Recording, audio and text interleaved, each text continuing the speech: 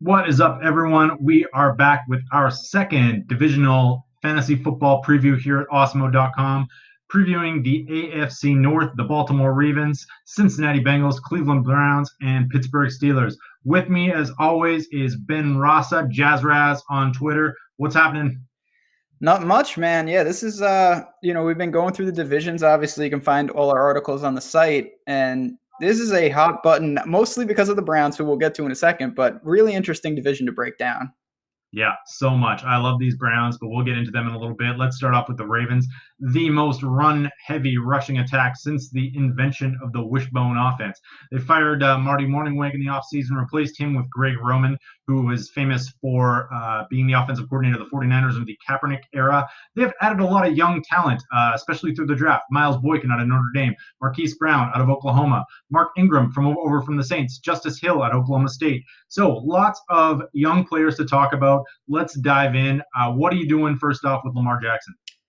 Obviously, as teams kind of got a book on him, it became a little more pertinent that he needs to keep them honest. At least we know he's not going to be a gunslinger by any stretch, but he can't just be running. They did lose John Brown, but they get some weapons in. Obviously, you talked about Hollywood Brown out of Oklahoma, who's a super burner.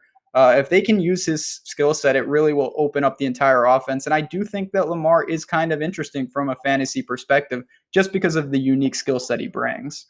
Huge rushing upside. I've been targeting him a lot. Let's move on to the wide receiver position. John Brown's gone. The wide receivers in this offense went off a cliff after Joe Flacco was benched in favor of Jackson last year. I believe that only one or two games all through weeks 9 through 17, there was one receiver with more than 70 yards. Mark Andrews had 174-yard catch day and 183, and that's it. So are you at all excited about any of these young guys in this offense? It's hard to be, honestly. You look at it, and you may just mention Mark Andrews.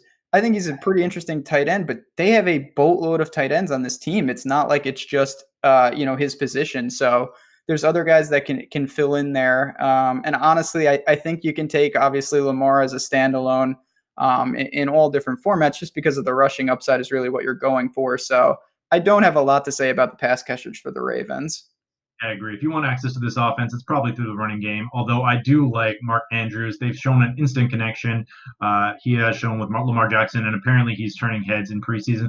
And we all know what happens to tight ends in year 2 and 3. So he had a pretty impressive rookie season. I think he's probably going to turn it up, and he's one of my favorite sleeper tight ends. Running back, we have a pretty crowded possible RBBC, possibly Mark Ingram just leading the way.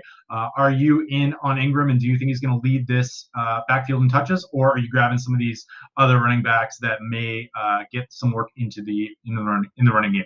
I'm actually leaning to the latter there because we've seen in the past, obviously they had a multitude of backs, and it kind of was rotating with Buck Allen, with Collins, with a lot of these guys, and I think someone like Justice Hill, who you're going to be able to grab very late in best balls and other formats, ton of explosiveness. He needs to carve out a role and make the most of the volume that he's going to see. But I don't think it's unrealistic to think that he, behind Ingram, actually is really pertinent to this offense. All right, let's move on. Cincinnati Bengals, the most exciting team in fantasy football this year. Gone is the second longest tenured coach in the NFL, Marvin Lewis. In his stead, a young up-and-comer named Zach Taylor. Who's Zach Taylor, you ask? Well, he was the offensive coordinator for the University of Cincinnati, where he led the 123rd ranked offense in college football in 2016. More recently, he met Sean McVay in a hotel lobby, and that's where the connection blossomed into him getting a head coaching job. I'm half joking. He had a little bit of time with the Rams last year, but that's pretty much all it takes these days. Are you buying into the Bengals overall this year with a new coaching staff and possibly a new running scheme?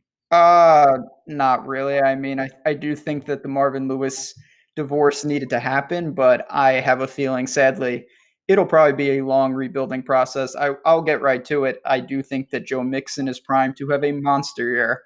He is going to get all the work that he can handle, running, passing. They're going to be behind. And honestly, if someone like AJ Green can just stay healthy, I think that actually even helps Mixon, just because teams were really overloading the box when he was the only big play name out there. But I like him a lot this season. I'm with you on Mixon. He quietly led the AFC in rushing last season with 1,171 yards and had 8 touchdowns. Gio Bernard's getting older. I think that this new zone blocking running scheme could provide dividends for the running game, and he's probably a bell cow back going in the second round in most drafts. I think he's worth that pick and has the potential to be a low-end running back one, I think. Let's move on to wide receiver. AJ Green is out possibly for the first 2 to 3 games this year.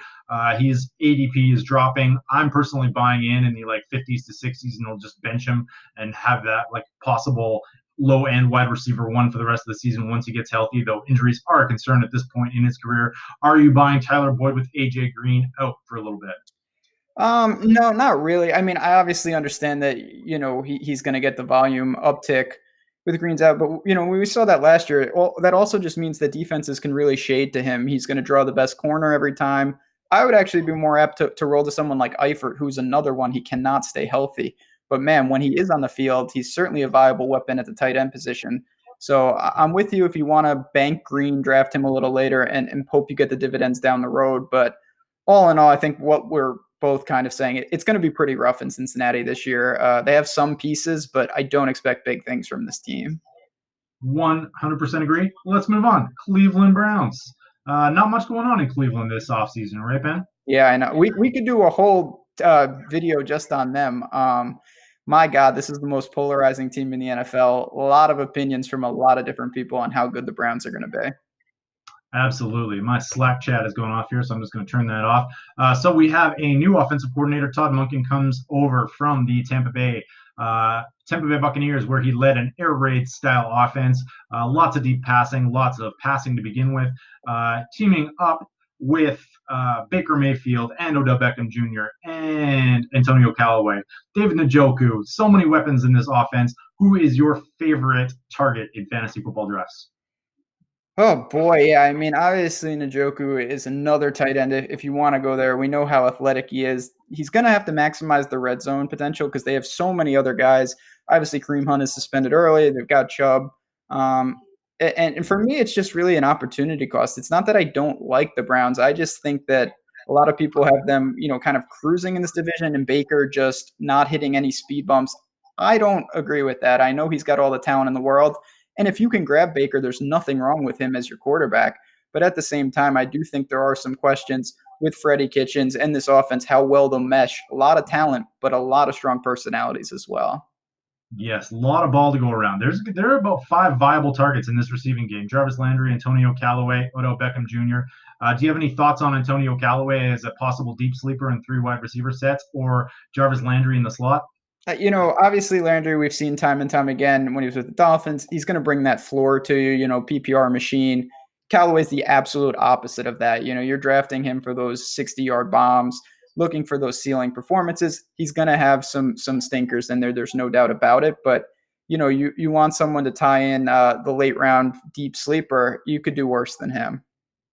All right, let's finish off with running back here. Nick Chubb led the NFL last season in 103 with a 103.3 PFF elusivity rating, 14 points clear of the second place running back. Do you have any interest in Nick Chubb, knowing that Kareem Hunt may come back in Week 11 and spoil any touches or get into a bit of a timeshare here and cost you during the fantasy football playoffs? That's the tricky part. Hunt is just kind of looming out there. We know, Chubb's going to obviously he's going to have plenty of time to showcase his skills. We just don't know how they're going to incorporate it. So, again, it's more about in your individual draft, there will probably become some points where maybe I take a stab on Chubb, but just in a vacuum, I think I actually lean towards letting other people get into a situation where we really don't know what we see in, say, week 13, week 14, when they're both healthy and available. I agree. I think if you are in a season-long league, there's absolutely no point in taking Kareem Hunt right now. He's gonna be your first drop as soon as the bye week hits, so you might as well wait and pick him up on the wire. In best balls, he was going a little bit high for me, I think, in the 110 range, but he's started to drop now, and I think he's into the 120s and 130s. So if you can grab him as a late round flyer and just sort of hope that maybe he carves out a role in that offense down the stretch and just sort of stash him on your bench, I don't hate it, but I'm not excited about it either. Let's move on. Final team in the division, the Pittsburgh Steelers. Much ado about nothing. Mike Tomlin's back for his 13th season. My God, it seems like just yesterday Bill Cowher was patrolling these sidelines, right?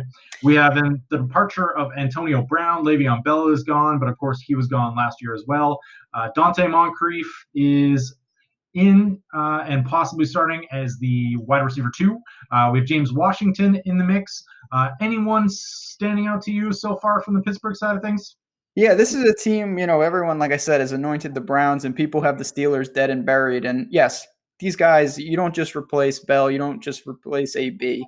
But there's no doubt that what also departed was some really polarizing personalities with them. So they've got Juju, and I do think that James Washington is ready to take the next step. Really talented guy. We saw in college, he was an absolute monster. We've seen brief flashes of that, and I do think that him and Moncrief can at least form a tandem to keep the defenses somewhat honest against Juju. So I have no problem reaching for some of those wide receivers that maybe aren't getting a ton of buzz. Gun to your head, same ADP, James Washington or Dante Moncrief? Honestly, for me, it's Washington. I think that the ceiling is a little higher. Obviously, Moncrief, we've seen him, thrive here and there with the Colts, with the Jags, but I'm willing to bank that Washington kind of takes that next step. All right, let's move on to running back. James Conner expected to be the bell cow back, but there are grumblings that Jalen Samuels and possibly Benny Snell Jr. are going to take some snaps. Are you buying into James Conner as having the same role that he had last year, and will you be taking him in the late first, early second round of fantasy drafts? Yeah, so that's the thing, obviously, and rightfully so. If he carves out that role, he's worthy of a pick, on the wraparound there. If you have a late first, early second. Problem I have, though, is what you said. Jalen Samuels, obviously Benny Snell. I do think that they slowly encroach on the workhorse back. Connor, he took a lot of carries last year. I'm not sure that Tomlin wants to do that once again. So I could see them maybe easing him back. He's certainly going to be a viable asset, but it's about what are you giving up and who aren't you drafting with maybe your first pick off the board. I totally agree. I'm going wide receiver in that position and hoping to get running backs on the way back if I'm towards the end of the first round, early second round in my snake drafts. Finally, let's hit on tight end. My personal favorite sleeper of the entire fantasy football year, Vance McDonald. I think he's going to have a huge season and push up into the possibly top 5 tight ends this year. Jesse James is gone. He is really the only starting tight end on this roster. Do you think he is going to be that sleeper that I'm talking about that possibly could push into this next range of the sort of second tier tight ends? That's very interesting. And I kind of alluded to this earlier. You don't just replace AB, but what you do is a bunch of guys have to pitch in, and it doesn't have to just be wide receivers. So someone like Vance McDonald absolutely could get in that mix and be a viable target for Big Ben. So I'm with you there. I think obviously you certainly are higher on him than I am, but that's someone I don't mind taking a stab at. We have our fantasy draft tonight, so I don't want you stealing any of my picks. Yeah, right, I draft him tonight. You think Vance McDonald? Yeah, it's like I said, the Steelers, if they are going to hold on and be a team at the end in the AFC North, they're going to need guys like Vance McDonald to really step up. All right, that wraps it up for the NFC North. We have got the NFC South coming up. So make sure to check out all of our content on Awesemo.com. Ben and I are breaking down all 32 teams this year. We have 2 divisions left, and we are getting through it pretty quickly. We have Awesemo's season-long rankings coming out this week, early to mid-August, and we have first week of Awesemo's DraftKings rankings already out on the site, so make sure to stop by and check it out. Thanks for watching, guys.